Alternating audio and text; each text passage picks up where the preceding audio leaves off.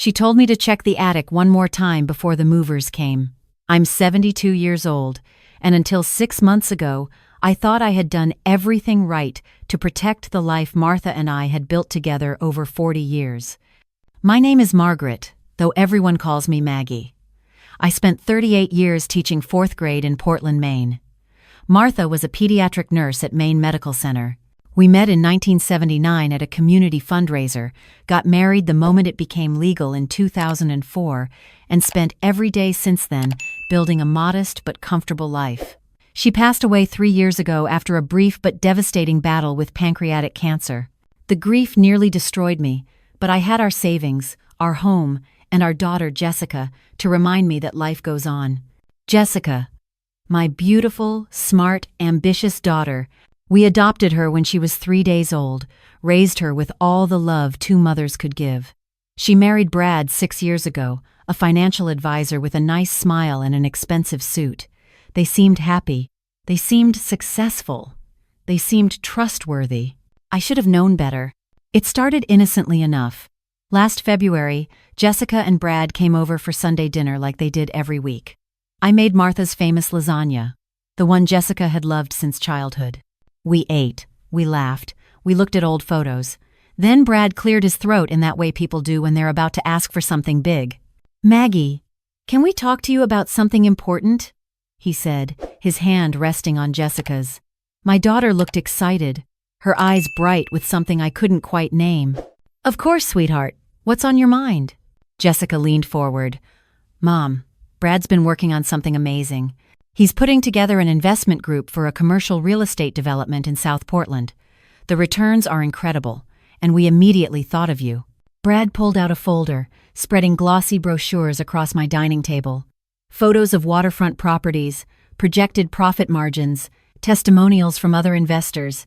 "We're looking at 1.822% annual returns, Maggie.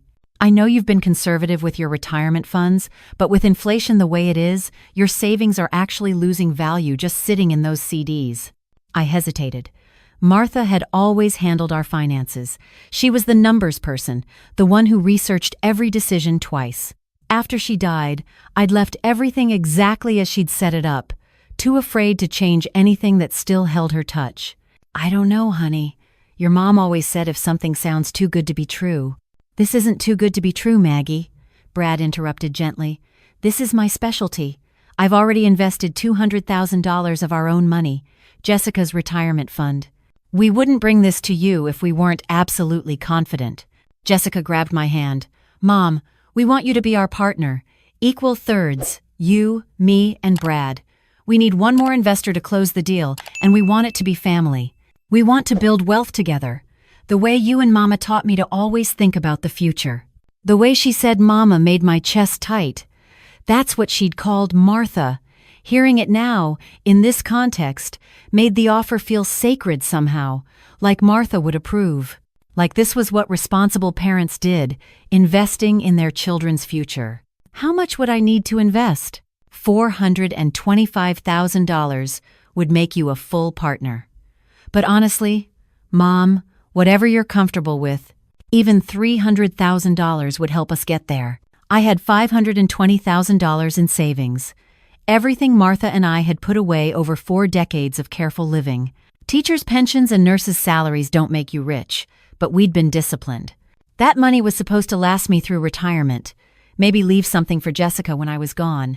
But looking at my daughter's eager face, at the man she'd chosen to build a life with, at the opportunity to be part of their success instead of just a passive observer of their lives, I felt something I hadn't felt since Martha died. Hope, purpose, relevance. "Let me think about it," I said. Over the next 2 weeks, Brad brought me more documents, LLC formation papers, property surveys, financial projections. He explained everything patiently, answering my questions with the easy confidence of someone who'd done this 100 times. Jessica called me every other day, not pushing, just excited about our potential business partnership. I called my neighbor Tom, a retired accountant, and asked him to look over the documents. He spent an hour with his reading glasses on, nodding occasionally. "Looks legitimate to me, Maggie. The LLC is properly formed, the property exists, The numbers seem conservative, if anything. You trust this Brad fellow? He's my son-in-law. Tom smiled sadly. Martha would tell you to trust but verify. Get your own lawyer to review this before you sign anything. But getting a lawyer felt like I didn't trust Jessica, like I was calling my own daughter a liar. So I told myself I was being careful enough. I was asking questions. I was reading the documents. How much more verification did I need? On March 15th, I transferred $425,000 to the LLC account Brad had set up. He insisted on taking me to lunch afterward, treating me to lobster at DeMillo's with a view of the harbor. To our partnership, he toasted with champagne. To building something amazing together. Jessica hugged me so tight I could barely breathe. Thank you for believing in us, Mom. Mama would be so proud. The first 2 months were perfect. Brad sent me monthly reports showing the property acquisition, the permits being filed, the construction timeline. He paid me $6,200 in April and another $6,200 in May. Exactly the 18% annual return he'd promised, distributed monthly. I used the first payment to finally fix the leak in my roof. The second payment went to a weekend trip to visit Martha's sister in Boston. I felt smart. I felt financially secure in a way I hadn't since Martha died. Then June came, and no payment arrived. I called Brad on June 12th. It went to voicemail. I left a message, trying to keep my voice light. Hi Brad, it's Maggie. Just checking on this month's distribution. No rush, just wanted to make sure I didn't miss anything. Call me back when you can. He texted me 3 hours later, sorry, slight delay with the bank. We'll have it sorted by Friday. Friday came and went. So did the following Monday. And Tuesday, I called Jessica. Honey, have you gotten your distribution this month? There was a pause that lasted too long. Yeah, Mom, it came through last week. Did Brad not send yours? He said there was a bank issue. Oh, another pause. I'm sure he'll get it sorted. He's been swamped with the permit office. You know how bureaucracy is. But something in her voice sounded wrong, distant, like she was reading from a script. July came with no payment and no explanation. When I called Brad's office, the receptionist said he was in meetings all day, every day. When I called Jessica, she stopped answering, communicating only through brief texts. He's working on it, Mom, don't worry. By August, I wasn't worried anymore. I was terrified. I drove to Brad's office in downtown Portland on August 3rd, unannounced. The building directory still listed Bradford Mitchell Financial Services, Suite 302. But when I got to the third floor, the office was empty. Not just vacant, completely gutted. No furniture, no files, no sign anyone had ever been there. The woman from the office next door saw me standing in the doorway. You looking for Brad Mitchell? He cleared out about 6 weeks ago. Middle of the night, apparently. I came in one morning and he was just gone. My hands started shaking. Did he say where he was going? Honey, he left owing 3 months' rent. He didn't say anything to anybody.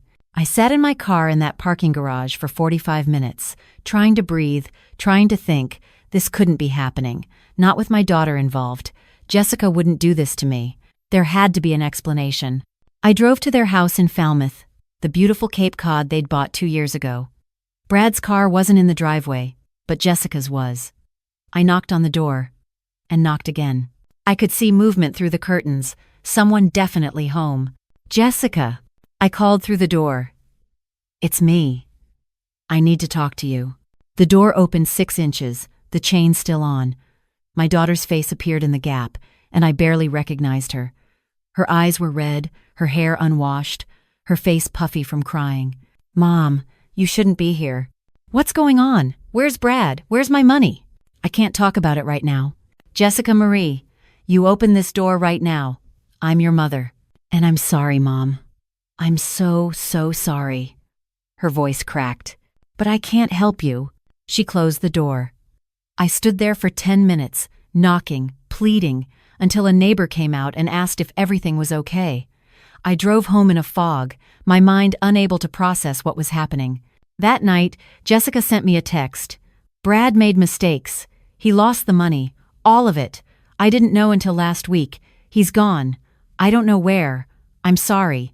I called her immediately. She answered on the 6th ring. What do you mean he lost it? Lost it how? Bad investments. He kept trying to make it back, but it just got worse. Mom, I swear I didn't know. He kept telling me everything was fine. He kept paying me my distributions. I thought it was real. But you're my daughter. How could you not tell me something was wrong? Silence. Jessica? Because I was ashamed, okay? She was crying now. Because I'm the one who convinced you to invest. Because this is my fault and I didn't know how to face you. Where is Brad? I don't know. He left 3 days ago. Took his passport, his laptop, and $40,000 from our joint account. I've filed a police report, but they said it's a civil matter unless they can prove fraud. It is fraud, Jessica. He stole from me. I know, Mom, I know. I've talked to a lawyer.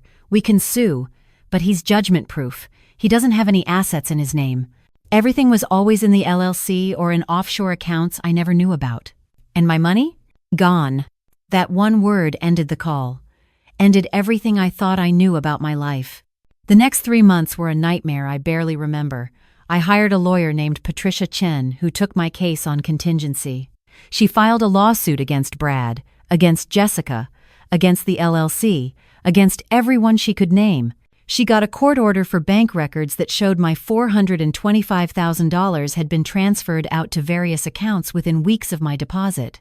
Some to Brad's personal accounts, some to accounts in the Cayman Islands, some to pay off his personal debts.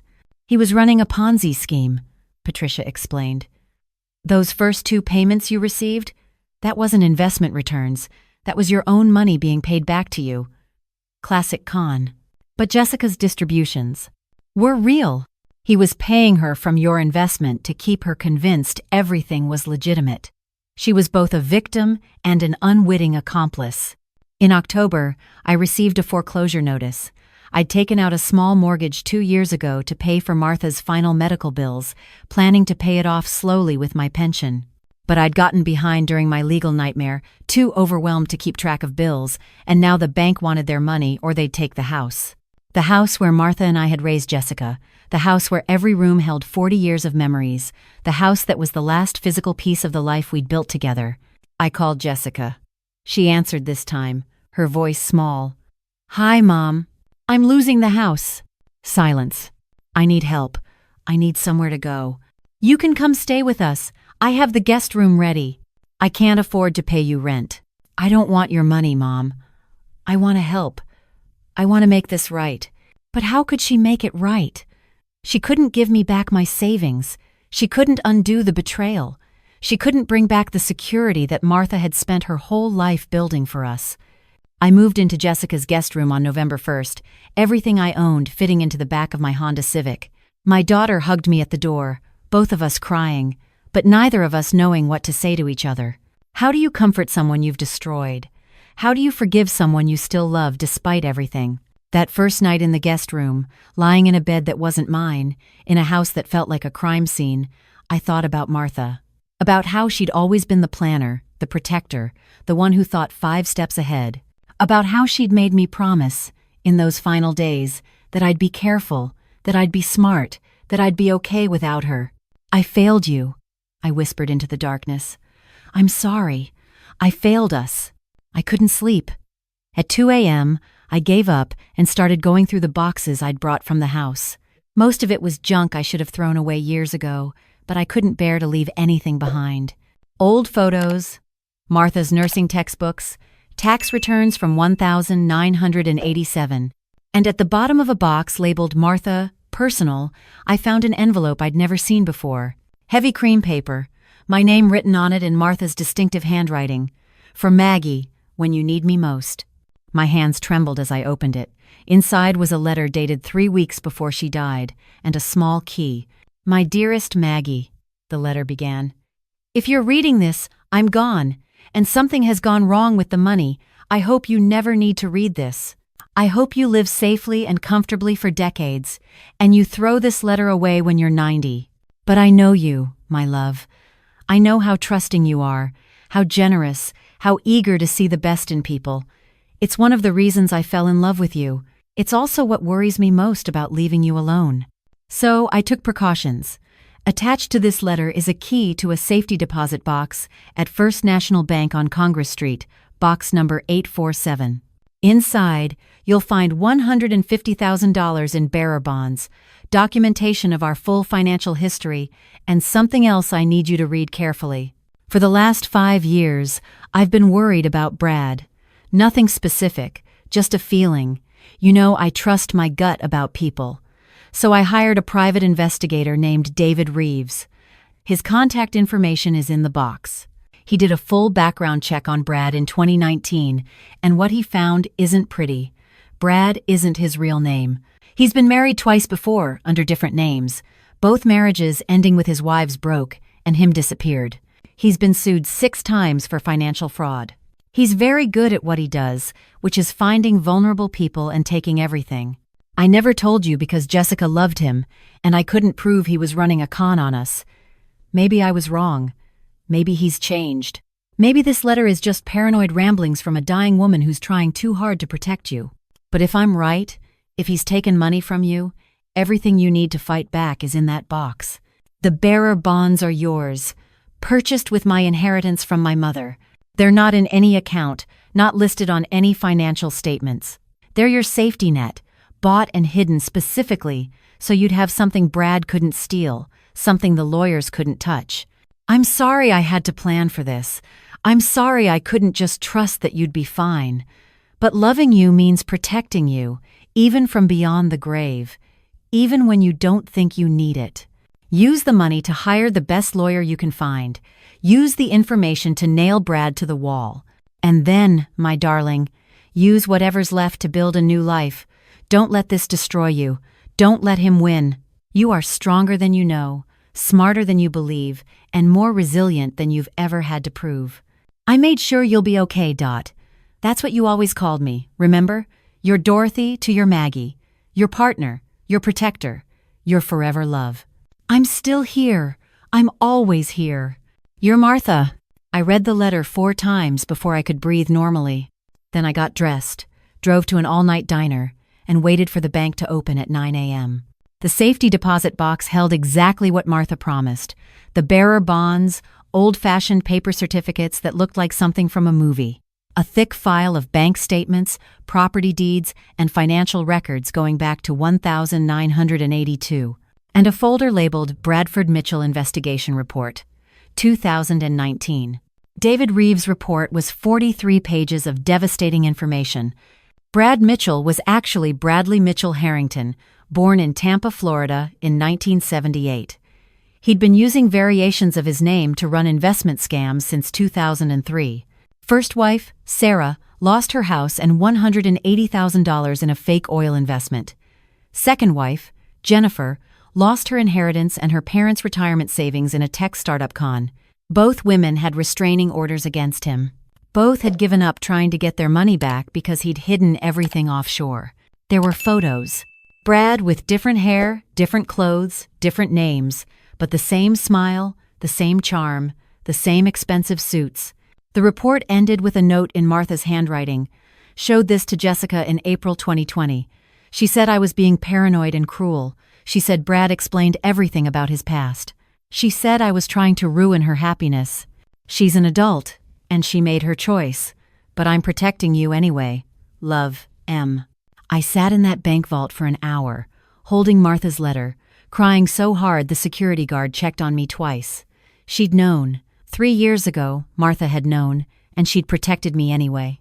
She'd bought these bonds in secret, paid for an investigation, documented everything, and left it all for me to find when I needed it most. She'd literally loved me from beyond the grave. I called Patricia Chen from the bank parking lot. I have new evidence, a lot of it.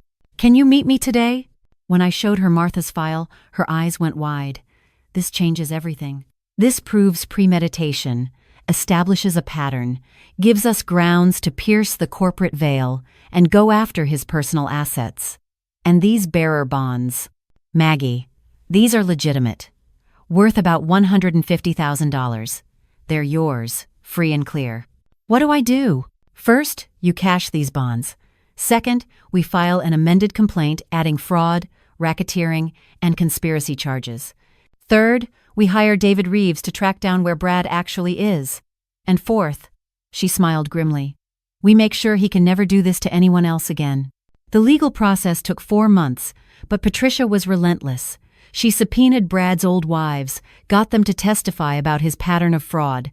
She found the offshore accounts and got them frozen. She tracked Brad to Costa Rica, where he'd been living under yet another name, and got him extradited back to Maine on criminal charges.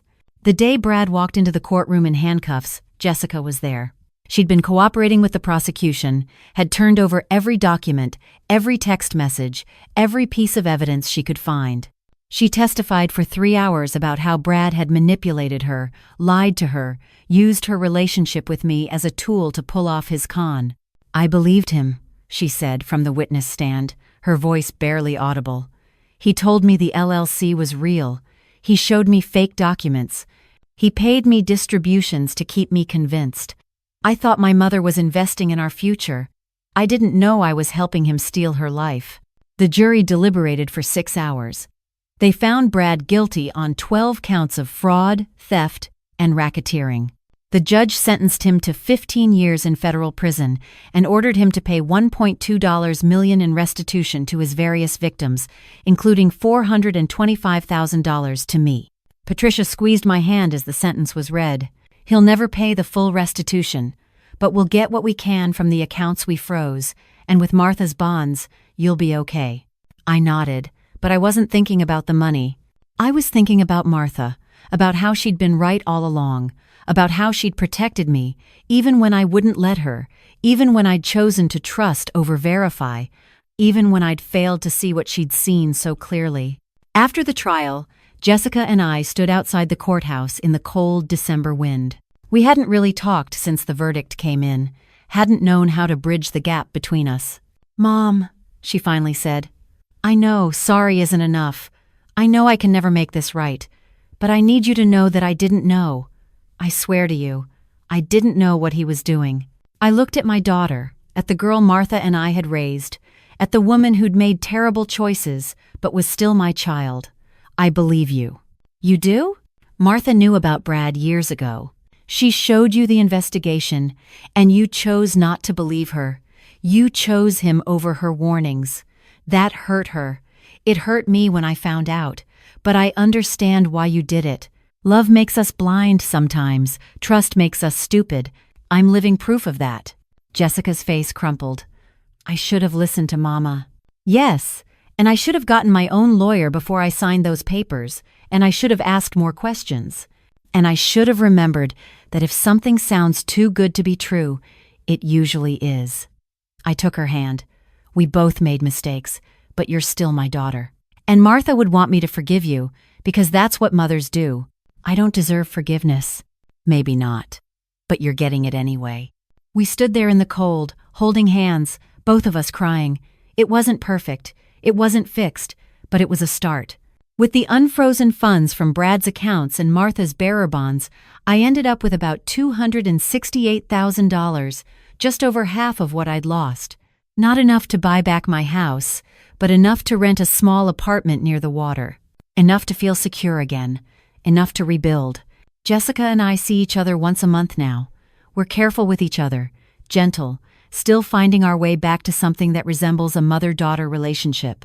She divorced Brad while he was in prison, went back to her maiden name, and started therapy 3 times a week. I keep Martha's letter in my nightstand, reading it whenever I feel lost or scared or alone. Some nights, I imagine her sitting next to me, holding my hand, telling me she knew I'd be okay because she made sure of it. The private investigator, David Reeves, told me something interesting when I met with him after the trial. Martha had paid him a 5-year retainer, with instructions to keep monitoring Brad's activities even after she died. "She wanted to make sure you were protected," he said. "She told me that if Brad ever made a move on your money, I should document everything and hold it until you were ready to fight back. She knew you'd need time to realize what had happened. She knew you'd need to be hurt before you'd be ready to believe it. So she gave you time and gave you weapons. She thought of everything." "No," he said. "She just loved you enough to plan for the worst while hoping for the best." I'm 72 years old, and 6 months ago, I lost everything I thought mattered. But I learned something Martha already knew. The best protection isn't money or contracts or lawyers. It's someone who loves you enough to prepare for your disasters, who sees your blind spots and guards them anyway, who gives you the tools you need before you know you need them. Martha made sure I'd be okay. And I am. Not perfect, not unscathed, not the same person I was before. But okay. Surviving, rebuilding, protected by love that didn't end when her life did. That's the real inheritance she left me. Not the bonds, not the investigation, not even the justice we eventually got. Just the certainty that I was loved completely, that someone had thought about my future when they couldn't be there, that I was worth protecting even from myself. I'm okay. I'm gonna be okay. Because Martha made sure of it. And that's what love does. It plans ahead. It builds safety nets. It whispers from safety deposit boxes and yellowed letters, I'm still here. I'm always here. You're not alone.